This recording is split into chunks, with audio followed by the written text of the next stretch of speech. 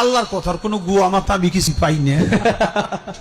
বাউল আবুল সরকারের মুক্তির দাবিতে মানববন্ধনের প্রস্তুতিকালে হামলায় আহত 2। ঠাকুরগাঁও জজ কোর্টের বাউল আবুল সরকারের নিঃশর্ত মুক্তির দাবিতে মানববন্ধনের প্রস্তুতিকালে হামলার ঘটনায় 2 বাউল শিল্পী আহত হয়েছেন। বুধবার দুপুরে এই হামলার ঘটনা ঘটে বলে ডেইলি স্টারকে নিশ্চিত করেছেন ঠাকুরগাঁও সদর থানার ভারপ্রাপ্ত কর্মকর্তা ওসি সরোয়ার আলম খান। প্রত্যক্ষদর্শীরা জানান, বুধবার দুপুর 1:30 দিকে তৌহিদ জনতার ব্যানারে 40 থেকে 50 জনের একটি দল আদালত চত্বরে প্রবেশ করে বাউল শিল্পীদের উপর হামলা চালায়।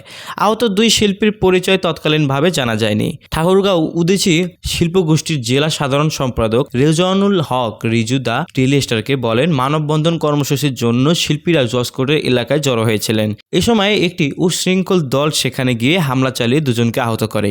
ওসি ডেইলি স্টারকে বলেন, মানববন্ধন আয়োজনের স্থান ছিল ঠাকুরগাঁও শহরের চৌরাস্তা। সেখানে পুলিশ মোতায়েন করা হয়েছিল। তবে 2 শিল্পী চা খেতে আদালত চত্বরে গেলে তারা হামলার শিকার হন। তিনি আরো বলেন, অভিযোগ পেলে আইনগত ব্যবস্থাও নেওয়া হবে। সো ভিউয়ার্স, এই হামলাটি কি শুধু আহত করার জন্যই ছিল, নাকি এখানে জীবন নাশেরও হুমকি রয়েছে? তা জানিয়ে আপনার গুরুত্বপূর্ণ মতামতটি কমেন্ট করতে পারেন আমাদের কমেন্ট বক্সে।